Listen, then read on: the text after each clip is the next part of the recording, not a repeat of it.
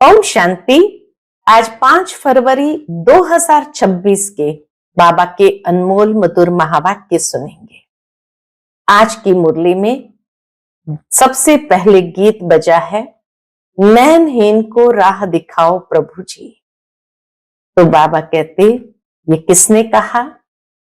अवश्य लौकिक बाप के बच्चों ने परमात्मा बाप को पुकारा कि आकर हमें ज्ञान का तीसरा नेत्र दो, जिस तीसरे नेत्र से हम सदगति को प्राप्त कर सके और घर की राह हमें मिले, जहां से फिर नई दुनिया में हम जा सके। तो इसलिए राह कौन सी है? यही बाप आकर के हम बच्चों को समझाते हैं कि उस नई दुनिया में जाने की राह है ये पवित्रता की राह। आत्मा पावन बनती जाएगी। जैसे जैसे पावन बनेंगी तो उड़कर अपने घर और फिर वहां से अपनी राजधानी में जाएंगी। तो बाबा कहे, अभी तुम्हें कांटों से फूल बनने का पुरुषार्थ करना है और जितना फूल बनते जाएंगे उतनी श्रेष्ठ गति को प्राप्त करेंगे। तो सुनते हैं आज के बाबा के अनमोल मधुर महावाक्य। ओम शांति। मीठे बच्चे, बाप आए हैं तुम्हें रावण राज्य से लिबरेट कर सदगति देने, नरकवासियों को स्वर्गवासी बनाने। आज की मुरली से प्रश्न है, बाप ने तुम भारतवासी बच्चों को कौन सी स्मृति दिलाई है? उत्तर है, हे भारतवासी बच्चे, तुम स्वर्गवासी थे। आज से 5000 वर्ष पहले भारत स्वर्ग था। हीरे सोने के महल थे। तुम सारे विश्व के मालिक थे। धरती आसमान सब तुम्हारा था। भारत शिव बाबा का स्थापन किया हुआ शिवालय था। वहां पवित्रता थी। अब फिर से ऐसा भारत बनने वाला है। आज की मुरली से पहले गीत बजा है, नैनहीन को राह दिखाओ प्रभु। ओम शांति। मीठे मीठे रूहानी बच्चों, आत्माओं ने ये गीत सुना। किसने कहा? आत्माओं के रूहानी बाप ने। ये रूहानी बच्चों ने ये गीत सुना। ये किसने कहा? आत्माओं के रूहानी बाप ने। तो रूहानी बाप को रूहानी बच्चों ने कहा कि हे बाबा, उनको ईश्वर भी कहा जाता है, पिता भी कहा जाता है। कौन सा पिता? पिता कहते हैं तो कौन सा पिता? परम पिता, क्योंकि बाप दो है, एक लौकिक, दूसरा पारलौकिक। लौकिक बाप के बच्चे पारलौकिक बाप को पुकारते हैं। क्या पुकारते? हे बाबा। अच्छा, बाबा का नाम शिव, वह तो निराकार पूजा जाता है। उनको कहा जाता है सुप्रीम फादर। लौकिक बाप को सुप्रीम नहीं कहा जाता। ऊंचते ऊंच सभी आत्माओं का बाप एक ही है। सभी जीव आत्माएं उस बाप को याद करती है। आत्माएं ये भूल गई है कि हमारा बाप कौन है। पुकारते हैं, ओ गॉड फादर, हम नैनहीन को नैन दो तो हम अपने बाप को पहचाने। भक्ति मार्ग की ठोकरों से छुड़ाओ। सदगति के लिए तीसरा नेत्र लेने लिए नैन किस लिए चाहिए? एक तो बाप को पहचाने, दूसरा सदगति के लिए ये तीसरा नेत्र लेने लिए, बाप से मिलने लिए पुकारते हैं, क्योंकि बाप ही कल्प कल्प भारत में आकर भारत को स्वर्ग बनाते हैं। अभी कलयुग है, कलयुग के बाद सतयुग आना है। यह है पुरुषोत्तम संगम युग। बेहद का बाप आकर जो पतित भ्रष्टाचारी बन गए हैं, उन्हों को पुरुषोत्तम बनाते हैं। ये लक्ष्मी नारायण पुरुषोत्तम भारत में थे। ये लक्ष्मी नारायण कहाँ थे? जब भारत पुरुषोत्तम था तो उस पुरुषोत्तम भारत में थे। लक्ष्मी नारायण की डिनास्टी का राज्य था। आज से 5000 वर्ष पहले सतयुग में श्री लक्ष्मी नारायण का राज्य था। यह बच्चों को स्मृति दिलाते हैं। आज बाबा हमें स्वर्ग की स्मृति दिलाते हैं। तो भारतवासी आज से 5000 वर्ष पहले स्वर्गवासी थे, अब तो सब नरकवासी है। आज से 5000 वर्ष पहले भारत हेवन था। भारत की बहुत महिमा थी। हीरे सोने के महल थे, अभी तो कुछ भी नहीं है। उस समय और कोई धर्म नहीं था, सिर्फ सूर्यवंशी ही थे। चंद्रवंशी भी पीछे आते हैं। बाप समझाते हैं तुम सूर्यवंशी डिनास्टी के थे। अभी तक भी लक्ष्मी नारायण के मंदिर बनाते रहते हैं, परंतु लक्ष्मी नारायण का राज्य कब था, कैसे पाया, ये किसको भी पता नहीं है। पूजा करते हैं, जानते नहीं। पूजा करते हैं, जानते नहीं, तो ब्लाइंड फेथ हुआ ना। शिव की, लक्ष्मी नारायण की पूजा करते हैं, बायोग्राफी को भी नहीं जानते। अभी भारतवासी खुद कहते हैं, क्या कहते हैं? हम पतित है। हम पतितों को पावन बनाने वाला बाबा आओ, आकर हमको दुख से, रावण राज्य से लिबरेट करो। बाबा को पुकारते हैं, आकर हमको दुखों से, रावण राज्य से लिबरेट करो। बाप ही आकर के सबको लिबरेट करते हैं। बच्चे जानते हैं सतयुग में बरोबर एक राज्य था। बापूजी भी कहते थे कि हमको फिर से राम राज्य चाहिए। गृहस्थ धर्म जो पतित बन गया है सो पावन चाहिए। हम स्वर्गवासी बनने चाहते हैं। अभी नरकवासियों का क्या हाल है देख रहे हो ना। इसको कहा जाता है हेल, डेविल वर्ल्ड। यही भारत डेविल वर्ल्ड था, अर्थात आसुरी दुनिया थी। बाप डैड समझाते हैं तुमने 84 जन्म लिए हैं, न कि 84 लाख। बाप समझाते हैं तुम असल शांति धाम के रहने वाले हो। तुम यहां पार्ट बजाने आए हो। 84 जन्मों का पार्ट बजाया है, पुनर्जन्म तो जरूर लेना पड़े। बाबा कहे पुनर्जन्म तो जरूर लेना पड़े ना। पुनर्जन्म 84 होते हैं। अब बेहद का बाप आए हैं तुम बच्चों को बेहद का वर्षा देने। बाप तुम बच्चों से बात कर रहे हैं। आज की मुरली जैसे बाबा बच्चों से बात कर रहे हैं, तो बाप तुम बच्चों से अर्थात आत्माओं से बात कर रहे हैं। और सत्संग में मनुष्य मनुष्य को भक्ति मार्ग की बातें सुनाते हैं। आधा कल्प भारत जब स्वर्ग था तो एक भी पतित नहीं था। स्वर्ग में एक भी पतित नहीं था। इस समय एक भी पावन नहीं। यह है ही पतित दुनिया। गीता में श्री कृष्ण भगवान वाच लिख दिया है।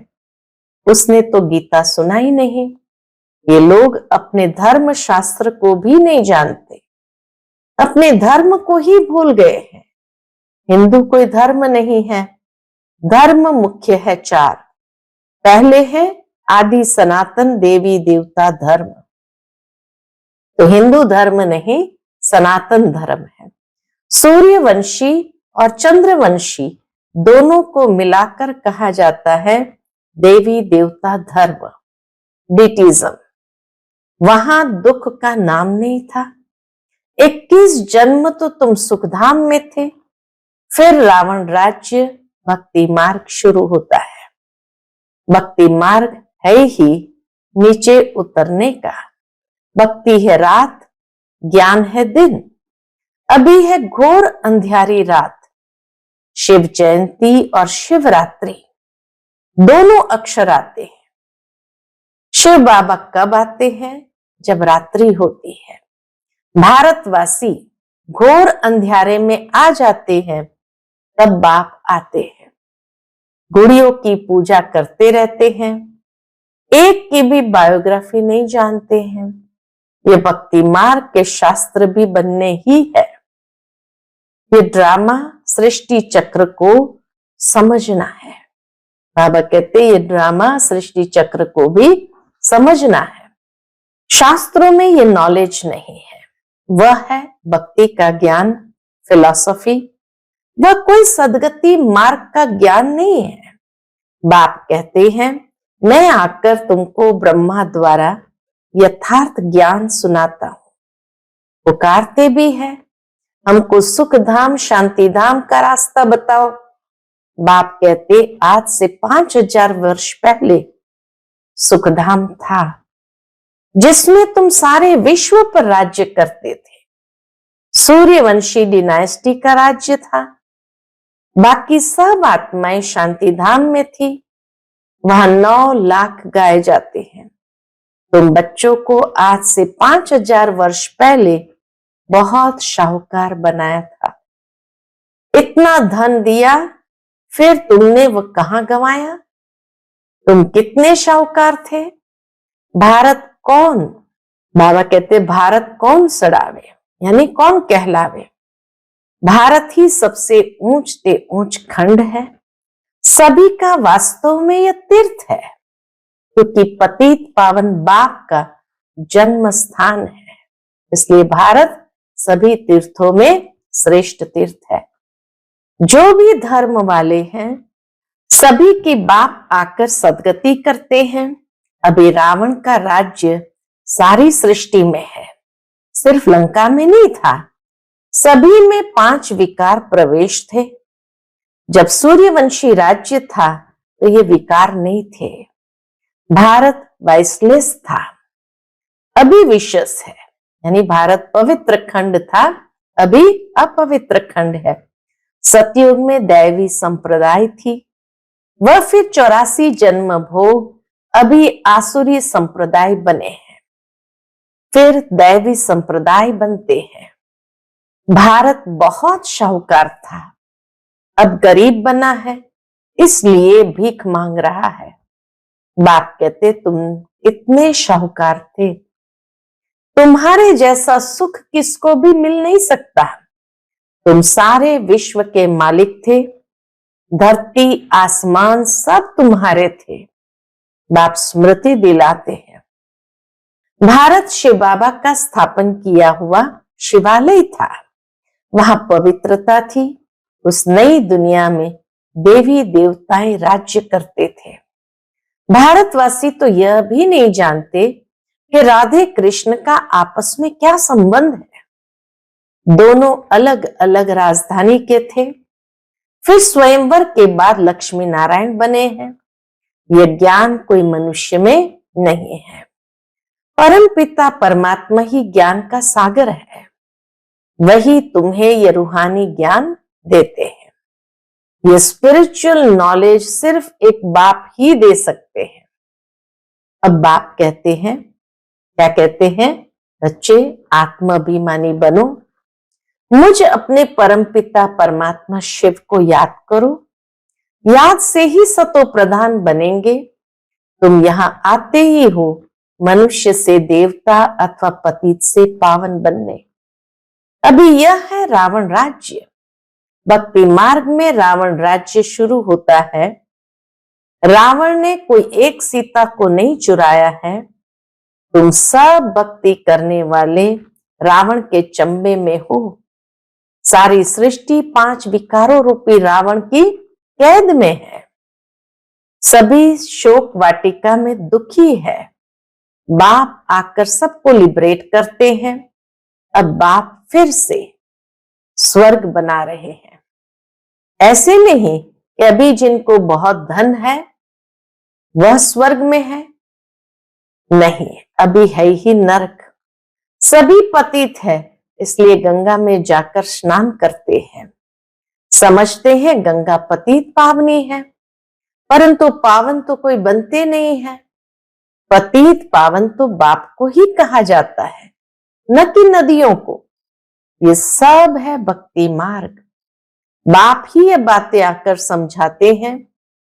अब तुम यह तो जानते हो, एक है लौकिक बाप, दूसरा फिर प्रजापिता ब्रह्मा है, अलौकिक बाप, और वह पारलौकिक बाप। एक लौकिक बाप, दूसरा फिर है प्रजापिता ब्रह्मा, अलौकिक बाप, और वह है पारलौकिक बाप। 3 बाप है। शिव बाबा प्रजापिता ब्रह्मा द्वारा ब्राह्मण धर्म स्थापन करते हैं। ब्राह्मणों को देवता बनाने के लिए राजयोग सिखलाते हैं। एक ही बार बाप आकर आत्माओं को राजयोग सिखलाते हैं। आत्माएं पुनर्जन्म लेती है। आत्मा ही कहती है मैं एक शरीर छोड़ दूसरा लेती हूं। बाप कहते अपने को आत्मा समझ मुझ बाप को याद करो तो तुम पावन बनेंगे। कोई भी देहधारी को याद नहीं करो। अभी यह है मृत्यु लोक का अंत। अमर लोक की स्थापना हो रही है। बाकी सब अनेक धर्म खलास हो जाएंगे। सतयुग में एक ही देवता धर्म था।